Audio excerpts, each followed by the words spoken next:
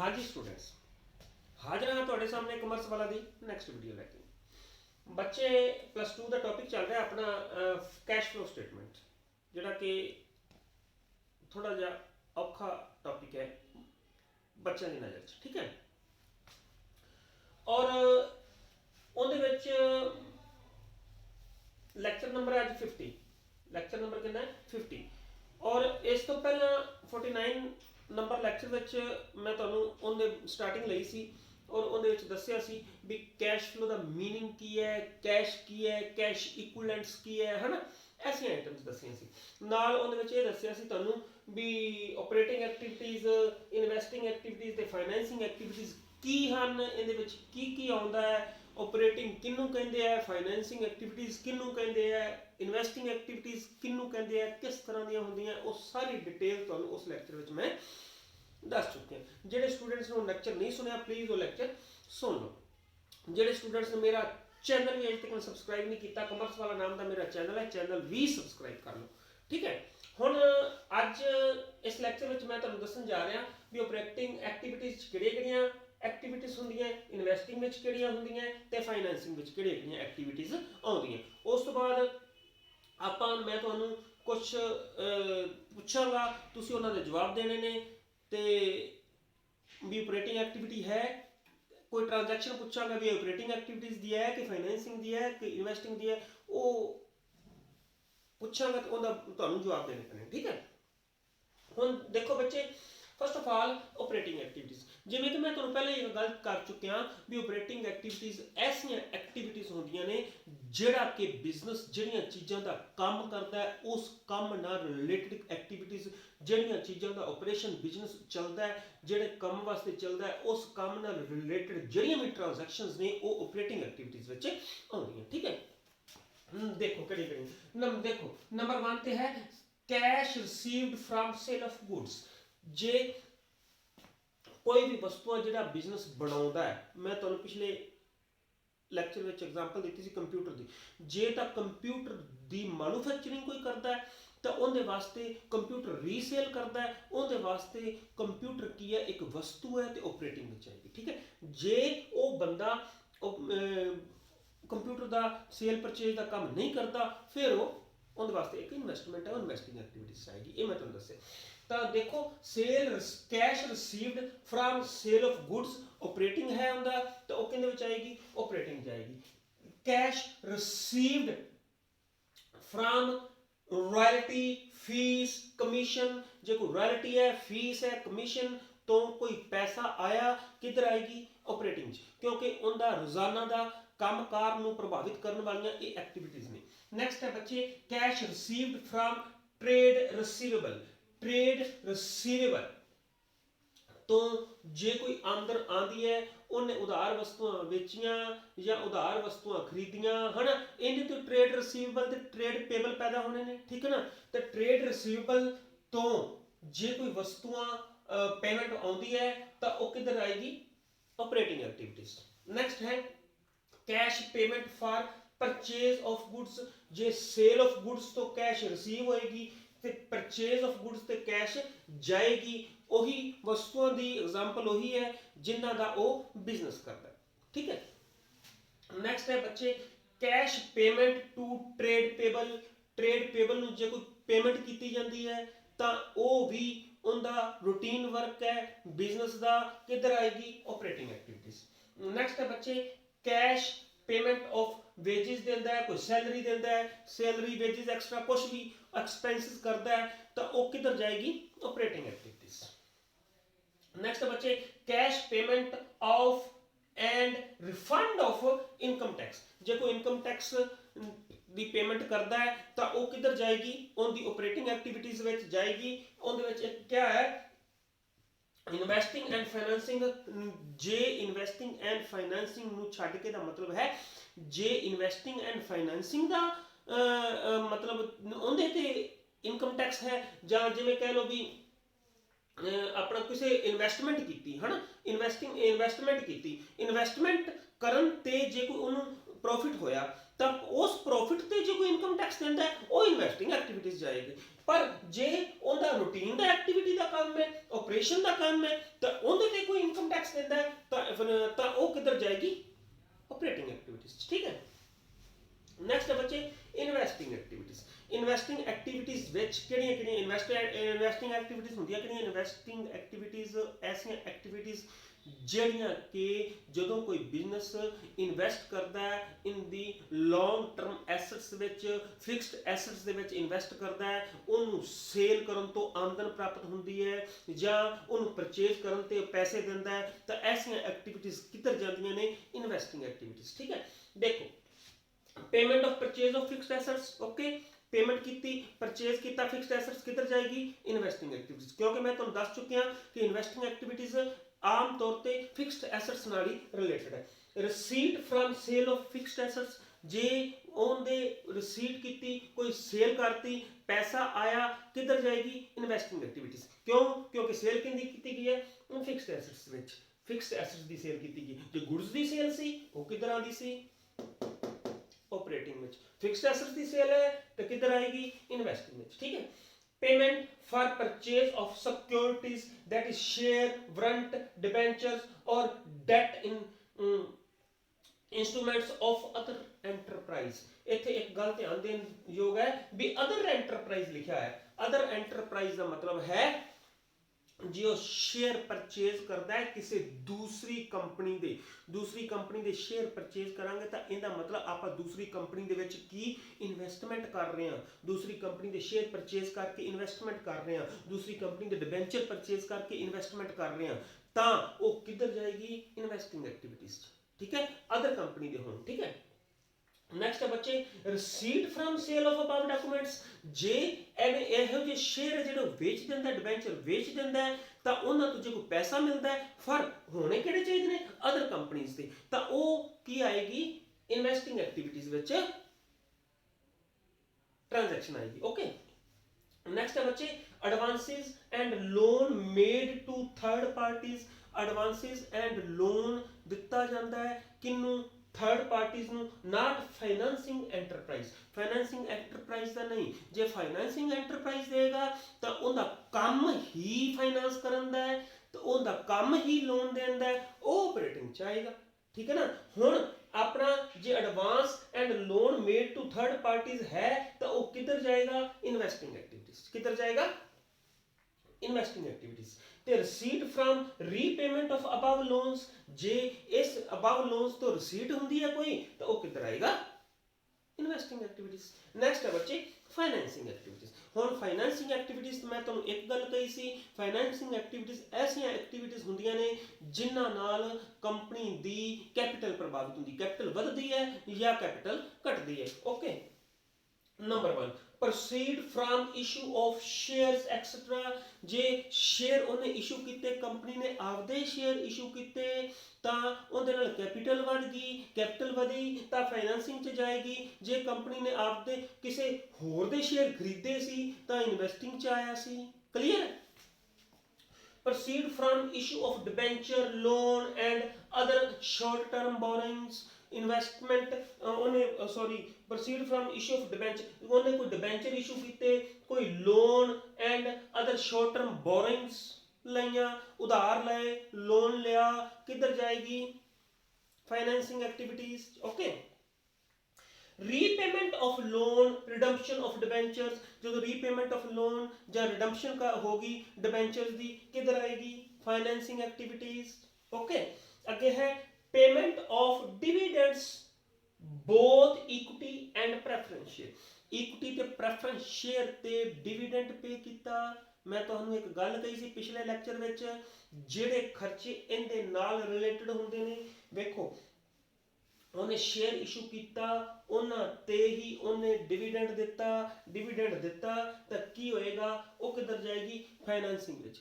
जे वो dividend receive हुंदा है, मान लो जां इंटरस्ट रिसीव हुंदा है तो वो किधर आती है, इन्वेस्टिंग विच, क्योंकि वो पैसा किस ते लाया गया है, किसी होर कंपनी के शेयर खरीदे सी, उन्होंने डिविडेंड डिक्लेयर किया, सानू मिलिया, तो वो किधर आएगा, इन्वेस्टिंग विच। जे डिविडेंड पे करता है तो किधर जाएगा, फाइनेंसिंग। ओके, अगे बच्चे repayment of loan, redemption of debenture हो गया, repayment of dividend both equity हो गया, payment of interest on loan, interest on loan ਲਿਆ ਸੀ ਉਹਦੇ ਤੇ ਪੇਮੈਂਟ ਕੀਤੀ, ਜਦੋਂ ਲੋਨ ਲਿਆ ਕੈਪੀਟਲ ਵੱਧ ਗਈ ਤਾਂ ਸਾਡੀ ਕਿੱਧਰ ਫਾਈਨੈਂਸਿੰਗ ਦੀ ਐਕਟੀਵਿਟੀ ਸੀ, ਉਸੇ ਲੋਨ ਤੇ ਇੰਟਰਸਟ ਦਿੱਤਾ ਤਾਂ ਸਾਡੀ ਕਿਹੜੀ ਐਕਟੀਵਿਟੀ ਹੋਏਗੀ, ਫਾਈਨੈਂਸਿੰਗ ਐਕਟੀਵਿਟੀ। ਕਲੀਅਰ। ਲਾਸਟ ਹੈ increase and decrease in bank overdraft. ਜੇ ਬੈਂਕ ਓਵਰਡਰਾਫਟ ਦਾ ਮਤਲਬ ਕੀ ਹੈ, ਬੈਂਕ ਤੋਂ ਲੋਨ ਜੇ ਇਨਕਰੀਜ਼ ਹੋਇਆ ਤਾਂ ਇਹਦਾ ਮਤਲਬ ਲੋਨ ਲਿਆ, ਜੇ ਡਿਕਰੀਜ਼ ਹੋਇਆ ਤਾਂ ਲੋਨ ਵਾਪਸ ਕਰਤਾ, ਇਹਦਾ ਮਤਲਬ ਉਹ ਕਿੱਧਰ ਕਾਹਦੀ ਹੈ, ਇਹਦੇ ਨਾਲ ਲੋਨ ਲਿਆ ਬੈਂਕ ਤੋਂ ਤਾਂ ਫਾਈਨੈਂਸਿੰਗ ਐਕਟੀਵਿਟੀਜ਼, ਲੋਨ ਦਿੱਤਾ ਹੈ ਤਾਂ ਪੇਮੈਂਟ ਕਰਤੀ ਤਾਂ ਕੈਪੀਟਲ। ਓਕੇ, ਇਹਦਾ ਮਤਲਬ ਕੀ ਹੈ, ਇਹ ਸਾਰਾ ਕੁਝ ਫਾਈਨੈਂਸਿੰਗ ਐਕਟੀਵਿਟੀਜ਼ ਵਿੱਚ ਆਏਗਾ। ਕਲੀਅਰ ਹੈ। ਹੁਣ ਕੁਝ ਮੈਂ ਤੁਹਾਨੂੰ ਟ੍ਰਾਂਜੈਕਸ਼ਨ ਪੁੱਛਣ ਲੱਗਾ ਜਿਹੜੀਆਂ ਕਿ ਤੁਸੀਂ ਦੱਸਣੀਆਂ ਨੇ ਵੀ ਇਹ ਆਪਰੇਟਿੰਗ ਵਿੱਚ ਹੈ ਕਿ ਫਾਈਨੈਂਸਿੰਗ ਵਿੱਚ ਹੈ ਕਿ कैश एंड कैश इक्विवेलेंट है, ठीक है, कि ऑपरेटिंग, इन्वेस्टिंग, फाइनेंसिंग ते कैश एंड कैश इक्विवेलेंट्स, चार कैटेगरी। ये उतार लिया करो, बैठ जाके उतार लेना, ठीक है। इनके विच है बच्चे चार कैटेगरीज च आपां इहनूं वंडना है, ऑपरेटिंग,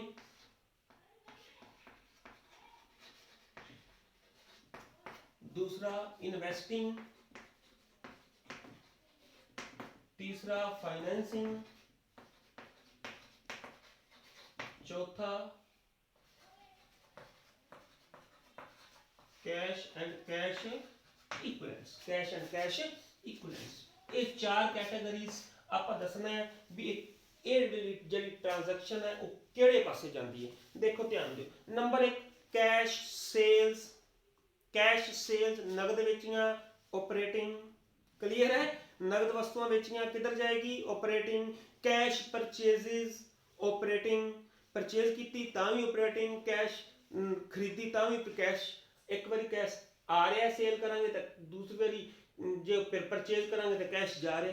क्लियर है। ये किधर आएगी, ऑपरेटिंग। नेक्स्ट है बच्चे rent, rent paid. Rent paid जिहड़ा है वो किधर जाएगा, रेंट पेड जाएगा ऑपरेटिंग एक्टिविटीज। किधर जाएगा, ऑपरेटिंग एक्टिविटीज। ठीक है। हुण इत्थे एक गल ध्यान देने योग है, जे रेंट रिसीव्ड होवे, जे रेंट रिसीव्ड होवे, जे रेंट रिसीव कदों होएगा, रेंट रिसीव्ड उदों होएगा। दो केस ने इत्थे, दो केस ने, एक तो रियल एस्टेट कंपनी, एक मैन्युफैक्चरिंग कंपनी। जे रियल एस्टेट कंपनी किहड़ी हुंदी है, ऐसी कंपनी जिंदा काम ही दुकानां बनाना है, उन्हां दे काम उन दुकानां नूं किराए ते चढ़ाना ते उन्हां तों दुकानां किराया वसूल करना। रियल एस्टेट कंपनी, ਇਹਦਾ मतलब ये है जे उन्हां तो रेंट रिसीव होएगा तो ऑपरेटिंग च होएगा, क्योंकि उनका रूटीन का काम है। इन केस कोई मैन्युफैक्चरिंग कंपनी है, मैन्युफैक्चरिंग कंपनी ਜਿਹੜੀ ਹੈ ਉਹ ਰੈਂਟ ਰਿਸੀਵ ਕਰਦੀ ਹੈ, ਫਿਰ ਕੀ ਹੋਏਗਾ, ਇਹਦਾ मतलब ਮੈਨੂਫੈਕਚਰਿੰਗ ਕੰਪਨੀ ਨੇ ਕਿਤੇ ਇਨਵੈਸਟਮੈਂਟ ਕੀਤੀ ਹੋਣੀ ਹੈ, मतलब ਕੋਈ ਦੁਕਾਨ ਖਰੀਦੀ ਹੋਣੀ ਹੈ, ਹਨਾ, ਉਹਦਾ ਕਿਰਾਇਆ ਮਿਲਦਾ ਤਾਂ ਉਹ ਕਿੱਧਰ ਜਾਏਗਾ, ਇਨਵੈਸਟਿੰਗ ਐਕਟੀਵਿਟੀਜ਼। ਕਿੱਧਰ ਜਾਏਗਾ, ਇਨਵੈਸਟਿੰਗ ਐਕਟੀਵਿਟੀਜ਼। ਕਲੀਅਰ, ਸਮਝ ਲੱਗ ਗਈ। ਇਹਦਾ ਵਿੱਚ ਸਿਰਫ ਤੇ ਸਿਰਫ ਤੁਸੀਂ ਦਿਮਾਗ ਖੋਲ ਕੇ ਰੱਖਣਾ ਹੈ, ਸੋਚਣਾ ਹੈ ਵੀ ਇਹ ਕਿਹੜੀ ਆਈਟਮ ਹੈ, ਕਿੱਧਰ ਜਾਣੀ ਚਾਹੀਦੀ ਹੈ। ਫਿਰ ਤੁਹਾਨੂੰ ਇੱਕ ਗੱਲ ਹੋਰ ਮੈਂ ਤੁਹਾਨੂੰ ਕਹੀ, ਜਿੰਨਾ ਪ੍ਰੈਕਟਿਸ ਕਰੋਗੇ ਉਨੇ ਸੌਖੇ ਰਹੋਗੇ। ਓਕੇ। ਨੈਕਸਟ ਬੱਚੇ cash in hand. Cash in hand किधर आएगा, कैश एंड कैश इक्विवेलेंट्स। किधर आएगा, cash and cash equivalents which. Next है बच्चे income tax paid. Income tax paid मैं तुहानू पहला दस चुकिया। इनकम टैक्स पेड किधर जाता है, ऑपरेटिंग एक्टिविटीज। किधर जाता है, ऑपरेटिंग एक्टिविटीज। अगों ऑफिस एक्सपेंसिस, रूटीन दा काम, office expenses, operating activities. Clear है। Balance at bank, cash and cash equivalents. Cash हाथ विच है चाहे बैंक च पिया, किधर गया, cash and cash equivalents. Sale of machinery, sale of machinery fixed assets है, किधर जाएगा, इन्वेस्टिंग एक्टिविटीज। क्लियर है। एक होर केस बनता है इत्थे, इन केस वो डीलर ऑफ मशीन्स है, मतलब वो मशीनों की डीलिंग करता है, फिर किधर जाएगा, ऑपरेटिंग एक्टिविटीज। क्लियर है ना। मशीन जिहड़ी जे उहदी सेल कीती ਪੈਸਾ ਆਇਆ, ਸੇਲ ਕੀਤੀ ਪੈਸਾ ਆਇਆ, ਆਮ ਤੌਰ ਤੇ ਤਾਂ ਇਨਵੈਸਟਿੰਗ ਐਕਟੀਵਿਟੀਜ਼ 'ਚ ਹੋ ਗਿਆ। ਜੋ ਮਸ਼ੀਨਾਂ ਦਾ ਡੀਲਰ ਹੈ ਤੇ ਫਿਰ ਉਹਦੀ ਆਪਰੇਸ਼ਨ ਦਾ ਕੰਮ ਹੈ, ਫਿਰ ਕਿੱਧਰ ਜਾਏਗੀ ਆਪਰੇਟਿੰਗ ਐਕਟੀਵਿਟੀਜ਼। ਕਲੀਅਰ ਹੈ। ਨੈਕਸਟ ਹੈ ਬੱਚੇ ਇਸ਼ੂ ਆਫ ਡਿਬੈਂਚਰਸ, कैपिटल बढ़ गई, इशू डिबेंचर्स कैपिटल बढ़ गई, किधर जाएगा फाइनेंसिंग एक्टिविटीज। नेक्स्ट है बच्चे परचेज ऑफ गुडविल, गुडविल की है साडा फिक्स्ड एसेट्स है, इनटेंजिबल है चाहे ता किधर जाएगी इन्वेस्टिंग एक्टिविटीज। क्लियर है। नेक्स्ट है cash received from debtors, cash received from debtors, debtors तो कैश आया तो किधर जाएगी ऑपरेटिंग एक्टिविटीज। क्लियर है ना, रूटीन दा वर्क है, किधर जाएगी operating activities. Dividend pay, dividend pay किया, जो डिविडेंड पेड किया तो किधर जाएगी फाइनेंसिंग एक्टिविटीज। डिविडेंड किन्ना दे पे हुंदा है शेयर्स से, जो शेयर्स किंदे विच आउंदे ने proceed from issue of shares financing च, तो ये भी किधर जाएगी फाइनेंसिंग विच। डिविडेंड रिसीव्ड, डिविडेंड प्राप्त किया, डिविडेंड रिसीव्ड फाइनेंसिंग च नहीं जाएगा। डिविडेंड रिसीव कदों होएगा जदों आपां किसी कंपनी के शेयर खरीदे होणगे, वो आपां नूं डिविडेंड देगी। आपां किते इन्वेस्ट किया होएगा, वो आपां नूं डिविडेंड मिलेगा। ये डिविडेंड रिसीव्ड किधर जाएगा इन्वेस्टिंग एक्टिविटीज। क्लियर है। अगों है बच्चे डिविडेंड पेड हो गया, रिसीव्ड हो गया। Purchase of machine, purchase of machine तो मैं पहले दस चुके हैं। सेल ऑफ मशीन जे उधर जाएगी, परचेज ऑफ मशीन किधर जाएगी इन्वेस्टिंग विच, क्योंकि आप इन्वेस्टमेंट की है। Clear. Issue of share capital, share capital issue की, इक्विटी शेयर प्रेफरेंस शेयर किधर जाएगी बोलो फाइनेंसिंग एक्टिविटीज। क्लियर है। लास्ट है short term deposit in bank, bank में शॉर्ट टर्म डिपॉजिट पे है, जो शॉर्ट टर्म डिपॉजिट पे है तो cash and cash equivalents, cash and cash equivalents विच जाएगा। ओके, काफ़ी गल्लां तुहानूं क्लीयर हो चुकियां ने। हुण तुहानूं इस गल दा पता, हुण आपां दिमाग विच सोचो भी कई थावां तो कैश आ रहा है, कई थावां ते कैश जा रहा है। इनफ्लो आउटफ्लो, इनफ्लो आउटफ्लो ते नो इफेक्ट, कई थावां ते नो इफेक्ट भी है, जिवें डेप्रीसीएशन दस्सिया सी तुहानूं। ठीक है। हुण आपां इन्हां दी वंड करांगे, कुछ ट्रांजैक्शंस दी वंड करांगे। किहदे विच वंड करनी है देखो, इनफ्लो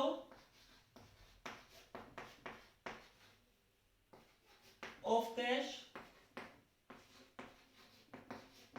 आउटफ्लो ऑफ कैश ते नो इफेक्ट, कैश ते कोई इफेक्ट नहीं है। हुण तुसीं ये दसना है भी इनफ्लो होया है कि आउटफ्लो होया है, कि इहदे ते कोई भी इफेक्ट नहीं पिया। बच्चे ये चैप्टर ऐसा चैप्टर है जिन्हों स्टैप्स विच वंड के कीता जा सकता है। स्टैप्स विच वंडिया है, इन्हूं हौली हौली एक एक स्टैप क्लीयर करते चलो, एंड ते आके सारा कुछ क्लीयर हो जाएगा। ओके, देखो ध्यान दियो। हुण आप ये दसना है भी ये इनफ्लो है कि आउटफ्लो है, कि कोई इफेक्ट नहीं पिया। देखो number 1 sale of fixed assets, sale of fixed assets book value है 50,000 दी, लॉस होया 5,000 दा। फिक्स्ड एसेट सेल की, कैश आया इनफ्लो, कैश कितना आया 45,000, लॉस होया 5,000, तो 45,000 का की हो गया इनफ्लो, 45,000 रुपए का इनफ्लो। नेक्स्ट है purchase of stock in trade, stock खरीदा आउटफ्लो, पैसे देवांगे स्टॉक खरीदांगे आउटफ्लो। ओके, नेक्स्ट है बच्चे cash received from debtors inflow, cash received करांगे तो कैश आएगा इनफ्लो आएगा। Okay, cash deposit into bank, cash bank में डिपॉजिट करा दिता तो कैश जा रहा है, दिमाग में आंदा जा रहा है। बट ध्यान दियो आपदे बिजनेस विचों कढ के आपदे बैंक खाते में कैश जमा कराता, इत्थे कैश का नो इफेक्ट आएगा, कोई कैश जा नहीं रहा, किसी भी तरह कैश जा नहीं रहा। आपदी एक ढेरी विचों कढ के दूजी ढेरी च पाता, no effect. Cash withdrawn from bank, जो बैंक विचों पैसा कढ़िया कैश आ नहीं रहा, क्योंकि आपदा ही बैंक खाता सी, आपदे बैंक खाते विचों कढ़ के आपदे बिजनेस विच लै आए आ, एक पासों घटिया ते दूजे पासे वध गया। जो कैश जमा कराया सी तो एक पासों घट के दूजे पासे वधाता सी, ਕੈਸ਼ ਦਾ ਨੋ ਇਫੈਕਟ, ਕੈਸ਼ ਨਾ ਬਾਹਰ ਜਾ ਰਿਹਾ ਹੈ ਨਾ ਹੀ ਬਾਹਰੋਂ ਆ ਰਿਹਾ ਹੈ। ਕਲੀਅਰ। ਅੱਗੇ ਆ ਗਿਆ ਬੱਚੇ, sale of marketable securities for cash. Marketable securities ਹੈਗੀਆਂ ਸੀ, ਉਹ ਐਟ ਪਾਰ ਤੇ ਹੀ ਅਸੀਂ ਸੇਲ ਕਰਤੀਆਂ। ਮਾਰਕੀਟੇਬਲ ਸਿਕਿਉਰਿਟੀਜ਼ ਕੀ ਹੁੰਦੀਆਂ ਨੇ? Cash and cash equivalents. Cash and cash equivalents ਨੂੰ 10,000 ਦੀਆਂ ਜਾਂ 50,000 ਦੀਆਂ ਮਾਰਕੀਟੇਬਲ ਸਿਕਿਉਰਿਟੀ ਸੀ, ਉਹ ਗਈਆਂ ਤੇ 50,000 ਆ ਗਿਆ। ਇਫੈਕਟ ਪਿਆ? ਨੋ ਇਫੈਕਟ।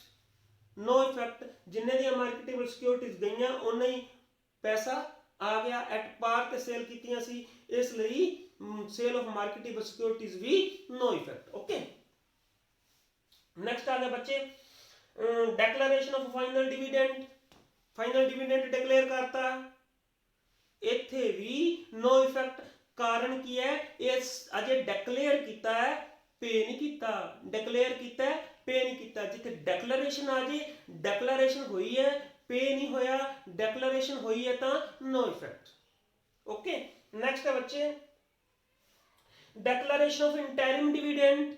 ਹੁਣ ਇੱਥੇ ਦੱਸਣਯੋਗ ਗੱਲ ਇਹ ਹੈ, ਤੁਹਾਨੂੰ ਧਿਆਨ ਵਿੱਚ ਰੱਖਣ ਦੀ ਗੱਲ ਇਹ ਹੈ ਵੀ ਜੇ ਤਾਂ ਡੈਕਲੇਰੇਸ਼ਨ ਫਾਈਨਲ ਡਿਵੀਡੈਂਡ ਡਿਕਲੇਅਰ ਕਰਨੇ ਆ ਤਾਂ ਉਹ ਅਜੇ ਪੇ ਨਹੀਂ ਕੀਤਾ, ਜਦੋਂ ਡਿਕਲੇਅਰ ਕਰਾਂਗੇ ਉਦੋਂ ਪੇ ਕਰਾਂਗੇ। ਤਾਂ ਇੰਟਰਿਮ ਡਿਵੀਡੈਂਡ ਤੇ ਇਹਦੇ 'ਚ ਫਰਕ ਕੀ ਹੈ? ਇੰਟਰਿਮ ਡਿਵੀਡੈਂਡ ਜਦੋਂ ਡਿਕਲੇਅਰ ਕੀਤਾ ਜਾਂਦਾ ਹੈ ਉਹਨੂੰ 7 ਦਿਨਾਂ ਦੇ ਵਿੱਚ ਪੇ ਕਰ ਦਿੱਤਾ ਜਾਂਦਾ ਹੈ। ਇਸ ਲਈ ਡੈਕਲੇਰੇਸ਼ਨ ਆਫ ਇੰਟਰਿਮ ਡਿਵੀਡੈਂਡ ਕੀ ਹੋ ਗਿਆ? ਆਊਟਫਲੋ। 7 ਦਿਨਾਂ 'ਚ ਪੇ ਹੋ ਗਿਆ। ਕਿੰਨਾ ਹੋ ਗਿਆ? ਆਊਟਫਲੋ। ਕਲੀਅਰ। ਨੈਕਸਟ ਹੈ ਬੱਚੇ, sale of current investments. Current investments stock type. ਕੋਈ ਵੀ ਮਾਰਕੀਟੇਬਲ ਸਿਕਿਉਰਿਟੀ ਸੀ, ਜਿਵੇਂ ਤੁਹਾਨੂੰ ਪਹਿਲਾਂ ਕਿਹਾ ਸੀ, ਮਾਰਕੀਟੇਬਲ ਸਿਕਿਉਰਿਟੀਜ਼ ਨੂੰ ਸੇਲ ਕੀਤਾ, ਐਟ ਪਾਰ ਕੀਤਾ, ਨੋ ਇਫੈਕਟ। ਇਸ ਲਈ ਕਰੰਟ ਇਨਵੈਸਟਮੈਂਟਸ ਨੂੰ ਜਦੋਂ ਆਪਾਂ ਸੇਲ ਕਰਨੇ ਆ ਤਾਂ ਨੋ ਇਫੈਕਟ। ਜਿੰਨੇ ਦੀਆਂ ਕਰੰਟ ਇਨਵੈਸਟਮੈਂਟ ਜਾਂਦੀਆਂ ਨੇ ਉਹਨੇ ਕੈਸ਼ ਆ ਜਾਂਦਾ ਹੈ, ਨੋ ਇਫੈਕਟ। ਕਰੰਟ ਇਨਵੈਸਟਮੈਂਟ ਵੀ ਸਾਡੀ ਕੈਸ਼ ਐਂਡ ਕੈਸ਼ ਇਕੁਇਵਲੈਂਟ ਸੀ, ਇੱਕ ਤਰ੍ਹਾਂ ਦਾ ਕੈਸ਼ ਇਕੁਇਵਲੈਂਟ ਸੀ। ਜਦੋਂ ਕੈਸ਼ ਇਕੁਇਵਲੈਂਟ ਚਲਾ ਗਿਆ ਤੇ ਕੈਸ਼ ਆ ਗਿਆ, ਇਹਦਾ ਮਤਲਬ ਕੈਸ਼ ਤੇ ਸਾਡੇ ਕੋਈ ਫਰਕ ਨਹੀਂ ਪਿਆ। ਕਲੀਅਰ ਹੈ? ਨੋ ਇਫੈਕਟ। ਤਾਂ ਅੱਗੋਂ ਆ ਗਿਆ ਬੱਚੇ, ਇੰਕਰੀਜ਼ ਇਨ bank overdraft. Bank overdraft increase ਹੋ ਗਿਆ। ਇਨਕਰੀਜ਼ ਹੋ ਗਿਆ ਤਾਂ ਮਤਲਬ ਲੋਨ ਲਿਆ ਤਾਂ ਹੀ ਬੈਂਕ ਓਵਰਡਰਾਫਟ ਵਧਿਆ। ਜੇ ਲੋਨ ਲਿਆ ਤਾਂ ਕੈਸ਼ ਦਾ ਕੀ ਹੋਇਆ? ਇਨਫਲੋ। ਕੀ ਹੋਇਆ? ਇਨਫਲੋ। ਕਲੀਅਰ। ਐਵੇਂ ਨਿੱਕੇ ਨਿੱਕੇ ਆਈਟਮਸ ਨੇ, ਨਿੱਕੀਆਂ ਨਿੱਕੀਆਂ ਟਰਮਸ ਨੇ, ਉਹ ਟ੍ਰਾਂਜੈਕਸ਼ਨਸ ਹੌਲੀ ਹੌਲੀ ਆਪਾਂ ਕਰੀ ਜਾਵਾਂਗੇ। ਕੋਈ ਵੀ ਲੈਕਚਰ ਜਿਹੜਾ ਉਹ ਮਿਸ ਨਾ ਕਰੋ। ਜੇ ਤੁਸੀਂ ਬੱਚੇ ਲੈਕਚਰ ਮਿਸ ਨਾ ਕੀਤਾ ਤਾਂ ਤੁਹਾਡੇ ਦਿਮਾਗ ਦੇ ਵਿੱਚ ਫਿੱਟ ਹੋ ਜਾਏਗਾ। ਥੋੜੇ ਦਿਨਾਂ ਦੀ ਗੱਲ ਹੈ, 2-4 ਲੈਕਚਰ ਹੋਰ ਤੁਹਾਨੂੰ operating activities, cash from operating activities ਤੁਹਾਨੂੰ ਬਿਲਕੁਲ 100% ਕਲੀਅਰ ਹੋ ਜਾਏਗਾ। ਠੀਕ ਹੈ। ਹੁਣ ਜੇ ਇਹ ਲੈਕਚਰ ਸਮਝ ਆਇਆ ਤਾਂ ਕਮਰਸ ਵਾਲਾ ਨਾਮ ਦਾ ਮੇਰਾ ਚੈਨਲ ਹੈ, ਚੈਨਲ ਨੂੰ ਸਬਸਕ੍ਰਾਈਬ ਕਰੋ, ਲੈਕਚਰ ਲਾਈਕ ਕਰੋ, ਮੈਕਸਿਮਮ ਸ਼ੇਅਰ ਕਰੋ ਤੇ ਕਮੈਂਟ ਕਰਕੇ ਦੱਸਣਾ ਵੀ ਲੈਕਚਰ ਕਿਹੋ ਜਿਹਾ ਲੱਗਿਆ। Thank you.